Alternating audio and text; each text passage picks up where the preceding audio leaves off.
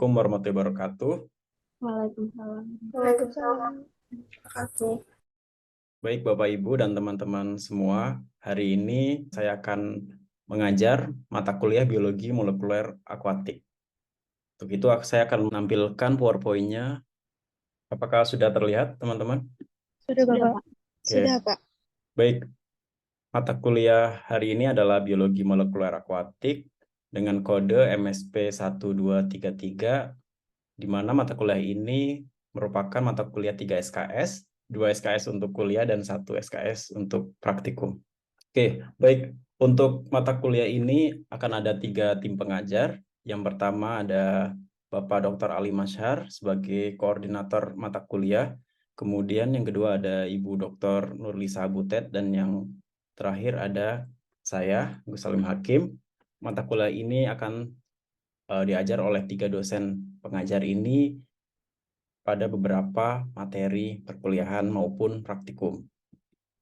Nah, untuk deskripsi mata kuliah biologi molekuler akuatik ini, yaitu mata kuliah ini mempelajari prinsip-prinsip genetika dan ekologi populasi yang meliputi dasar hukum Mendel tentang pewarisan sifat, pengembangan hukum Mendel, struktur, replikasi dan rekombinasi DNA, anatomi dan fungsi gen, serta diseksi melalui mutasi.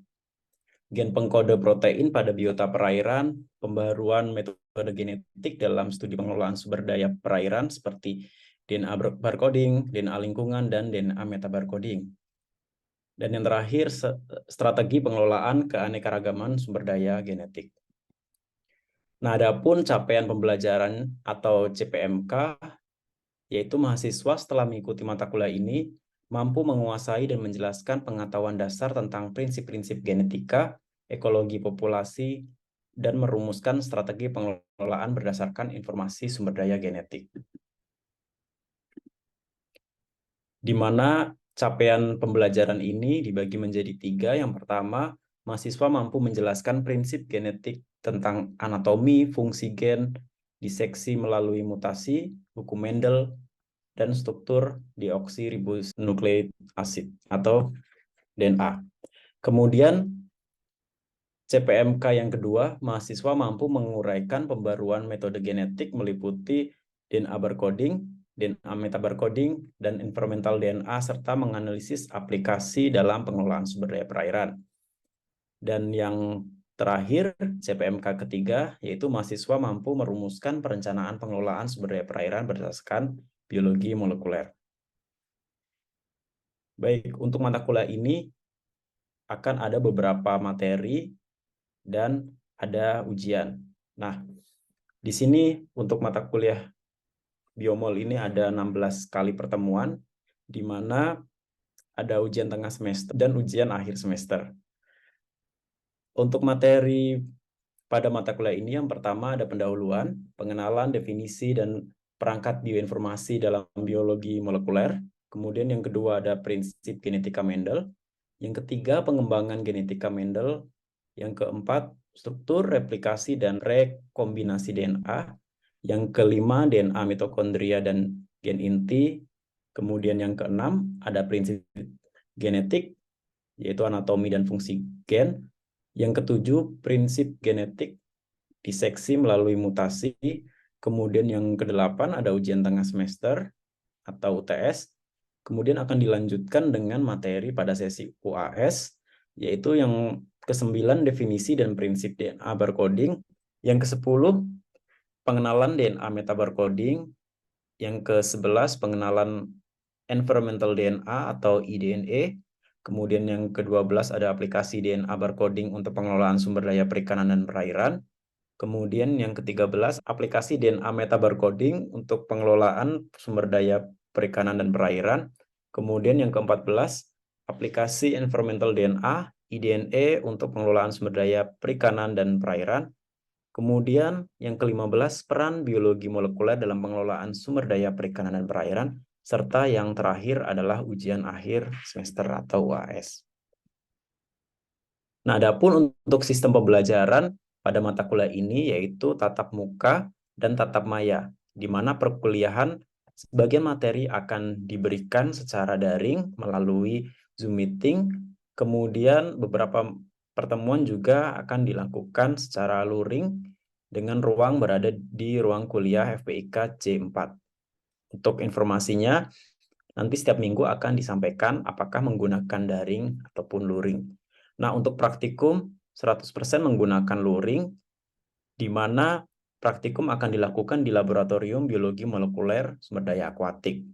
Kemudian untuk bahan ajar dan tugas akan disampaikan di LMS IPB, sehingga nanti teman-teman mahasiswa dapat mendownload bahan ajar dan mengerjakan tugas dari LMS. Kemudian untuk metode pembelajaran pada mata kuliah ini, tentunya untuk kuliah dan praktikum akan ada yang pertama studi kasus, yang kedua ada diskusi kelompok, kemudian untuk praktikum nanti akan ada praktek lapang, kita akan mengaplikasikan teori yang kita bagikan di kuliah, nanti akan diaplikasikan di lapangan. Kemudian yang keempat ada analisis laboratorium dan analisis data. Kemudian yang kelima, laporan dan presentasi, serta yang terakhir, pembelajaran lain yang efektif. Nanti saat kuliah akan ada project based learning. Oke. Kemudian untuk sistem penilaian, ada beberapa kriteria dengan kisaran nilai mulai dari 0 hingga 100, yaitu yang pertama ada ujian tengah semester atau UTS, dengan bobot 35%, kemudian ada ujian akhir semester atau UAS dengan bobot 35%, kemudian ujian praktikum UP dengan bobot 10%, kemudian ada kuis dengan bobot 5%, tugas terstruktur bobot 5% juga. Nah, kemudian ada kriteria penilaian laporan dan presentasi praktikum dengan kisaran nilainya 60 hingga 100 dengan bobotnya 5%. Kemudian pengamatan keterampilan dan partisipasi kisaran nilainya juga sama 60 hingga 100 dengan bobot nilai 5%. Jadi total maksimum yang didapatkan adalah 100%. Nah, kemudian sistem penilaian melalui tugas terstruktur nanti saat perkuliahan akan mendapatkan tugas, di mana tugas ini secara garis besar ada 3. Tugas pertama ini akan diberikan pada minggu pertama hingga minggu ke-7, di mana tujuan tugas ini mampu menjelaskan mengenai prinsip informasi biologi, bioinformation, dan biologi molekuler, di mana tugasnya itu membuat makalah melalui studi literatur terbaru dalam 5 tahun terkait prinsip genetika populasi. Nah, jadi dalam pertemuan 1 hingga 7 hanya ada 1 tugas. Nah, kriteria penilaian ini dari 0 hingga 100. Kemudian untuk minggu 9 hingga minggu 14, ini tugas kedua, di mana tujuan tugas ini mampu menjelaskan mengenai pembaharuan metode genetik, DNA barcoding dan metabarcoding, serta DNA lingkungan. Nah, adapun tugasnya yaitu membuat poster terkait aplikasi metode-metode terbaru dalam genetik, DNA barcoding, metabarcoding, serta DNA lingkungan. Kriteria penilaian pun sama, mulai dari 0 hingga 100. Kemudian di minggu ke-15 ada tugas ketiga, yaitu mampu menjelaskan mengenai peran genetika molekuler dalam pengelolaan sumber daya perairan. Itu membuat makalah melalui studi literatur terbaru dalam 5 tahun terakhir terkait peran genetika molekuler dalam pengelolaan sumber daya perairan dengan kriteria penilaian 0 hingga 100.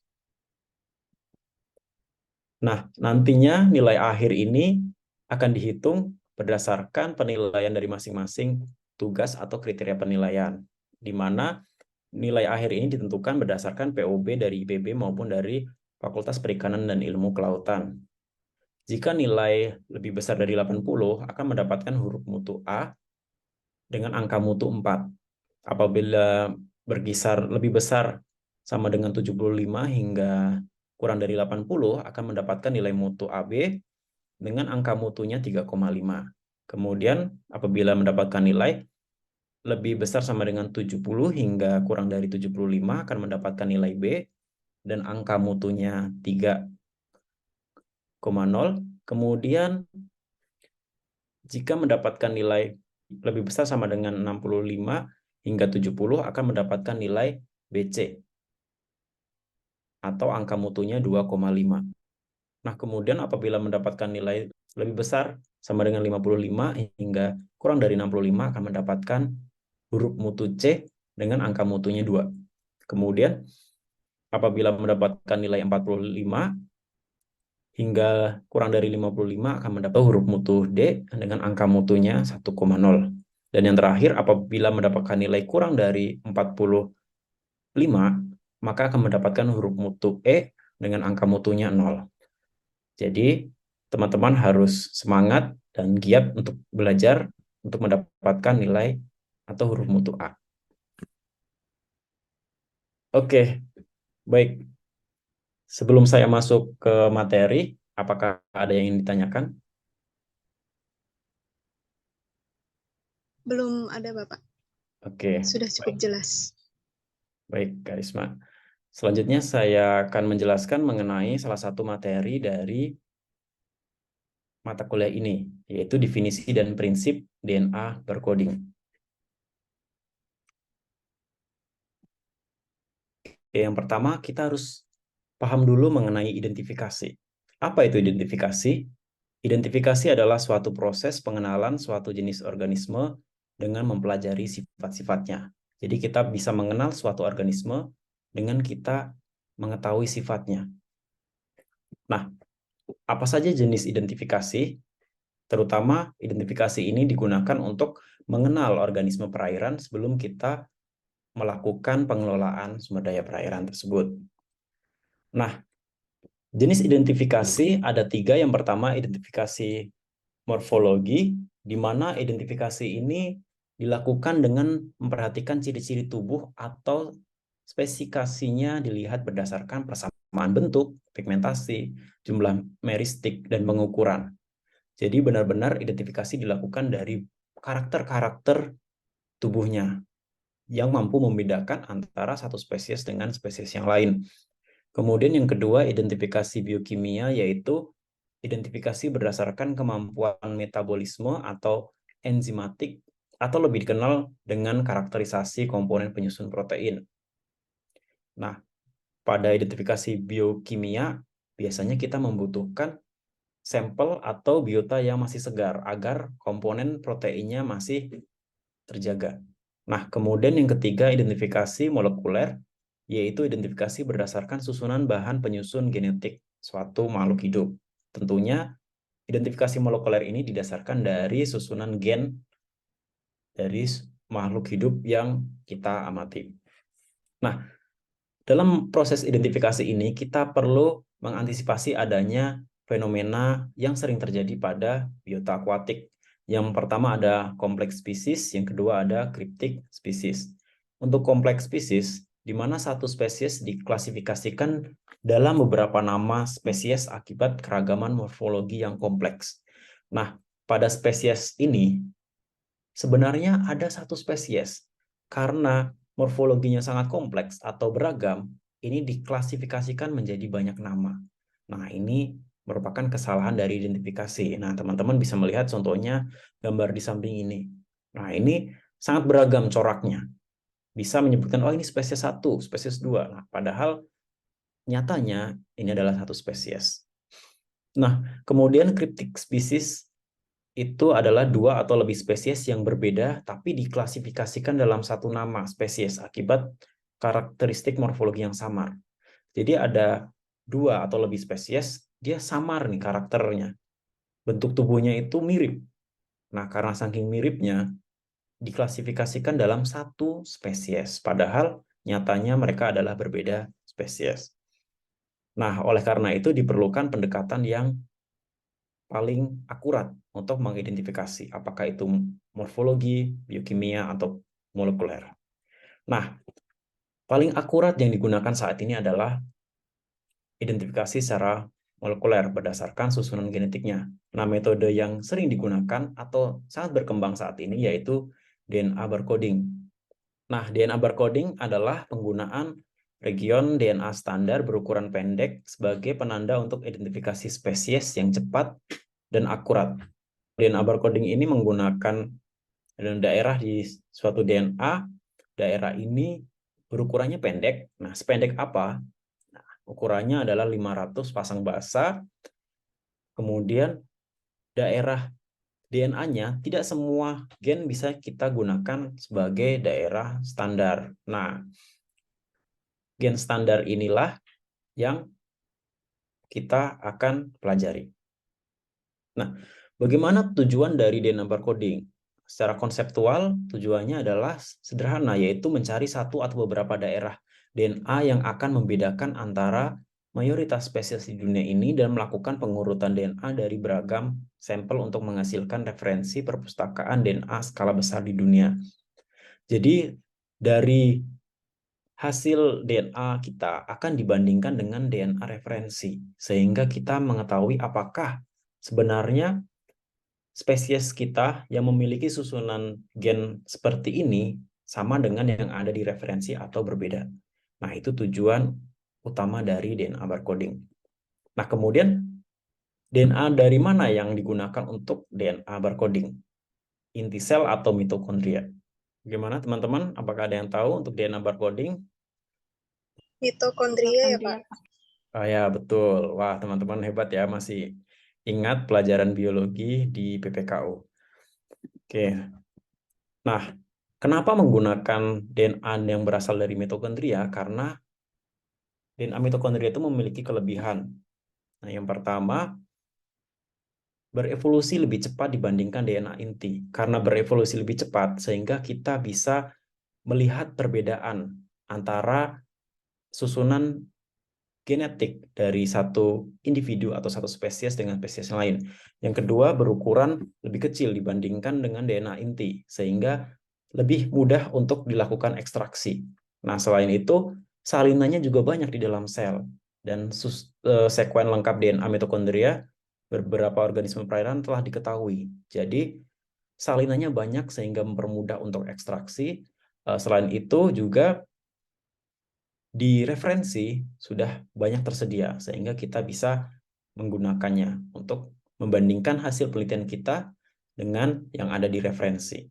Nah, kemudian mtDNA atau mitokondria DNA ini terdapat dalam jumlah kopi yang tinggi. Nah, ini sehingga memudah untuk pengisolasian dan purifikasi untuk berbagai keperluan analisa.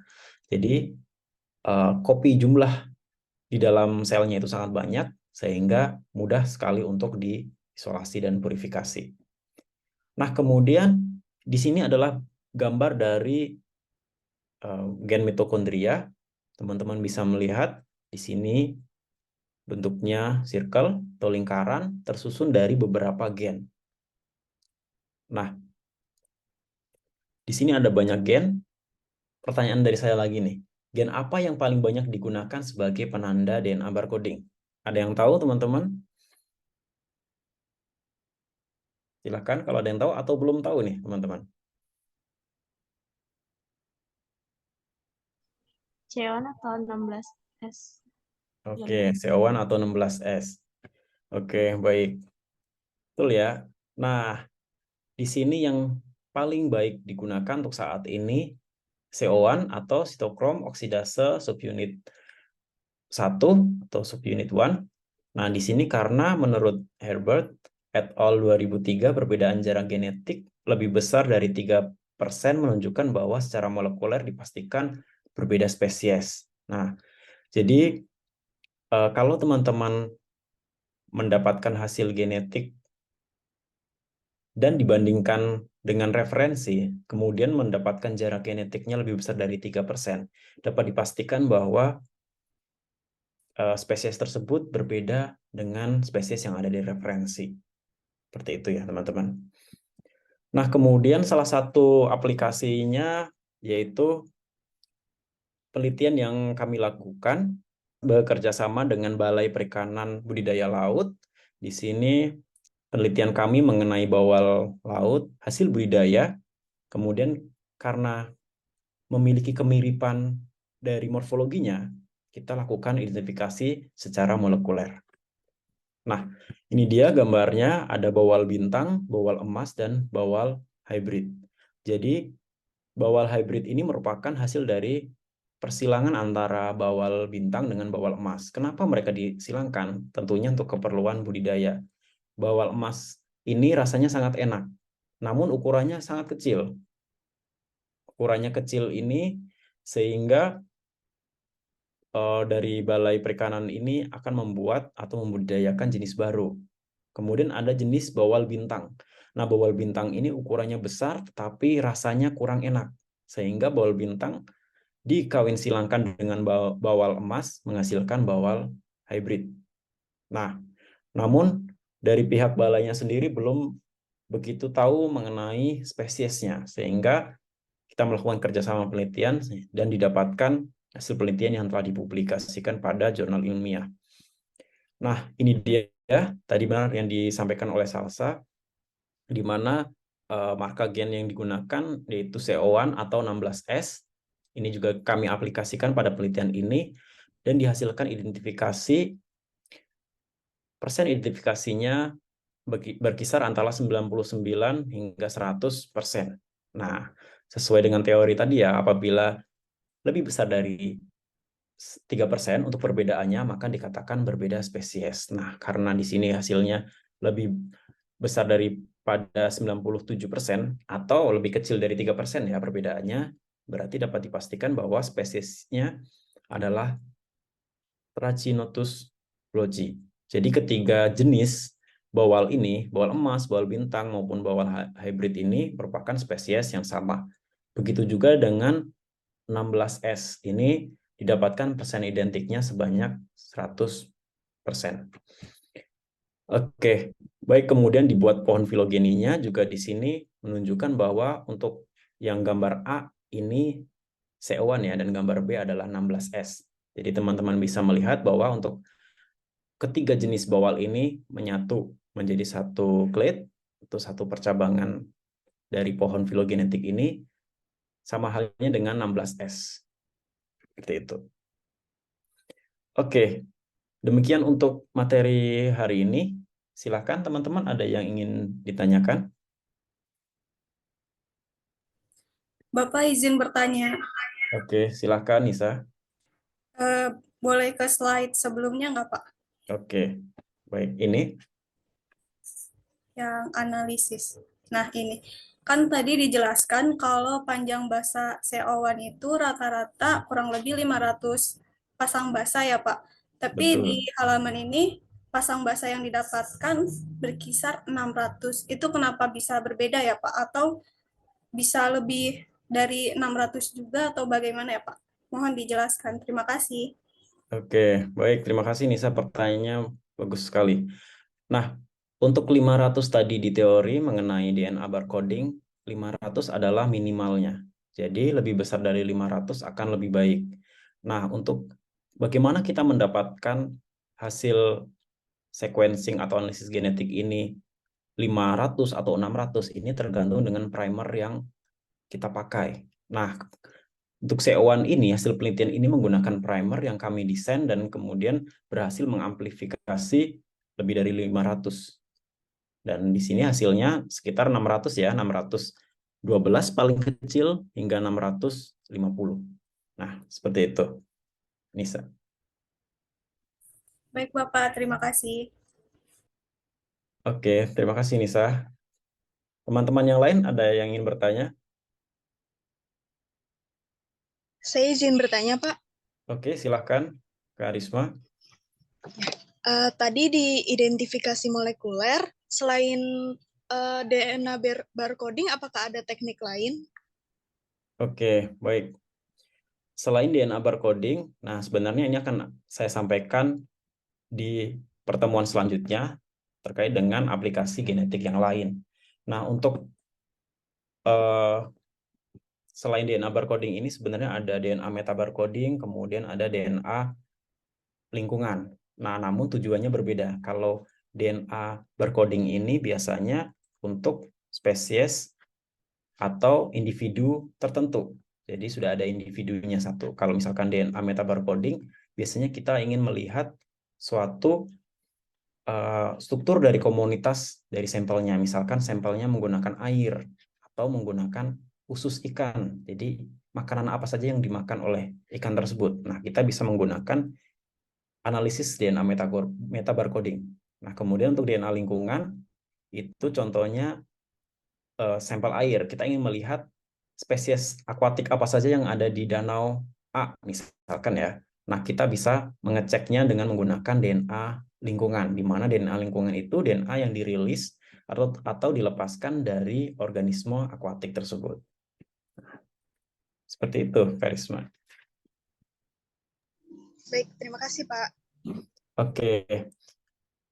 Baik, terima kasih teman-teman semua. Jadi, saya lanjutkan sedikit terkait dengan tugas individu. Nah, tugas individu ini merupakan salah satu tugas terstruktur di mana saya sudah mengupload naskah atau publikasi ilmiah ini, hasil penelitian kami juga dengan judul Taxonomy Status Investigation of Freshwater Eel, Anguilla SPP, based on the molecular marker in 7 rivers that flow to Pelabuhan Ratu Bay, Indonesia. Jadi, silahkan teman-teman baca, kemudian deskripsikan metode genetik dan marker molekuler apa yang digunakan.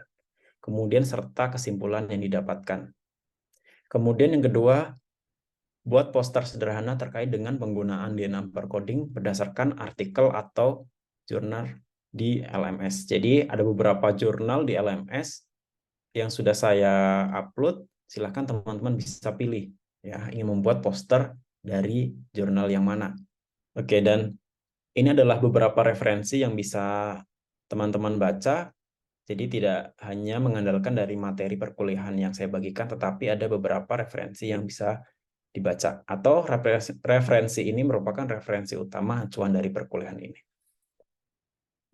Baik, terima kasih atas perhatiannya. Untuk kuliah hari ini saya cukupkan. Mohon maaf apabila ada salah kata. Assalamualaikum warahmatullahi wabarakatuh.